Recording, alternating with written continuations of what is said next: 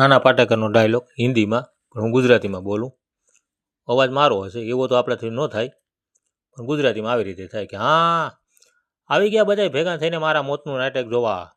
હવે આ લોકો મને લટકાવી દે હે, થોડીક વાર હું લટકતો રહે, આંખના ડોરા બહાર નીકળી જાહે, જીભડી બહાર આવી જાહે, પછી મારો ભાઈ આવી છે મને નીચે ઉતારશે, તમે લોકો સરસા કરતા કરતા ઘેરે જાહો, સટલીને રોટલો ખાહો અને પછી સૂઈ જાહો.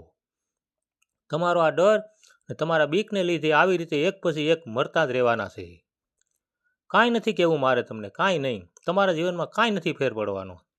તમને બધાને અંધારામાં રહેવાની આદત પડી ગઈ, લાસારી કરવાની આદત પડી ગઈ.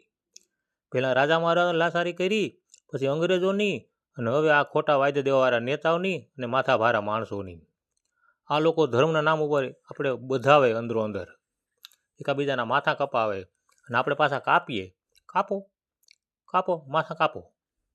અરે ઉપર વાળો પણ જોતો હશે ને તો એને પણ શરમ આવતી હશે કે મેં કેવો બુદ્ધિશાળી અને સમજદાર જીવ બનાવ્યો હતો માણસ, પણ હેઠે જોયું તો બધા કીડા થઈ ગયા. કીડા હળો અને મરો. હું લેવા જન્માન હું લેવા મર્યા કાંઈ ખબર જ નહીં. આવ્યા ને ગયા, ખેલ પૂરો.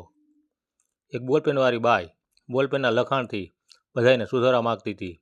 બોલપેનના લખાણને લીધે વર્તમાન પરિસ્થિતિને બદલવા માગતી હતી, પણ એની વાત કોણ સમજે? કોઈ ન સમજો. એમાંથી હું એક સમજી ગયો. મને ગર્વ છે, હું વટથી જીવી ગયો. પણ તમે યાદ રાખજો, તમારી આ લાસારી અને તમારી આ કાયરતા એક દિવસ આ દેશ માટે અને તમારા બાળકો માટે રોવાના દિવસો ઓરાય છે. આ કાનૂનવાળા, આ નેતા સામ સામે આપણે બધા બાતતા હતા ત્યાં ક્યાં બધા હોયા ગયા હતા? એને હું જાહેર રજા હતી?